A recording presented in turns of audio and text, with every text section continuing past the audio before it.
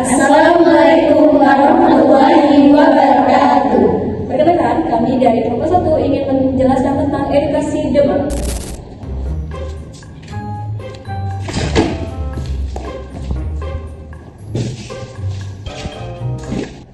Kamu baru datang, Cak? Iya, aku baru datang. Kamu kenapa? Badan aku lemas dari semalam tuh kan, dan aku tuh menggigil terus nggak langsung makan gitu. Kayaknya badan kamu banget deh. Kamu demam ya? Iya kayaknya. Nah, jadi teman-teman, apa sih demam itu? Demam itu bukanlah merupakan suatu penyakit, namun dari gejala penyakit dengan kenaikan suhu tubuh 37,5 derajat Celcius ke atas. Nah, biasanya demam ini diperhatikan pada anak-anak di bawah 5 tahun, dikarenakan bisa menyebabkan mulut dan gigi bisa tertutup, kejang-kejang, namun bisa menurunnya kesadaran pada anak-anak.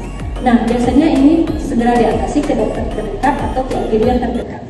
Adapun gejala dari demam yaitu badan menggigil, hilangnya nafsu makan, muka menjadi pucat, mual, dan badan terasa panas.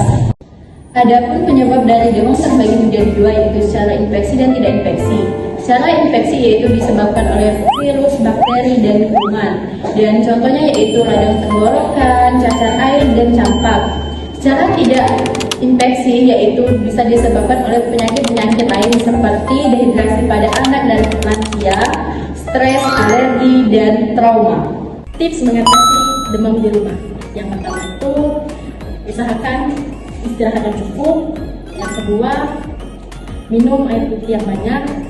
Yang ketiga itu usahakan makan seperti biasanya walaupun keadaan tidak nafsu makan. Yang keempat itu bila panas tidak turun, segera dikompres dengan air dingin. Dan terakhir itu, bila suhu sangat tinggi, di atas 38 derajat, terutama pada anak-anak, segera hubungi dokter. Jadi di sini saya akan menjelaskan tentang obat gejala demam. Yang pertama itu ada paracetamol. Indikasi dari obat paracetamol ini adalah menurunkan demam dan mengurangi rasa sakit. Cara penggunaan paracetamol ini diminum 3 kali sehari tiap 8 jam. Maksimal dalam penggunaan paracetamol ini 3 hari. Jika menggunakan paracetamol yang secara berlebihan, maka dapat menyebabkan efek samping yang tidak diinginkan seperti gangguan fungsi hati dan alergi terhadap paracetamol.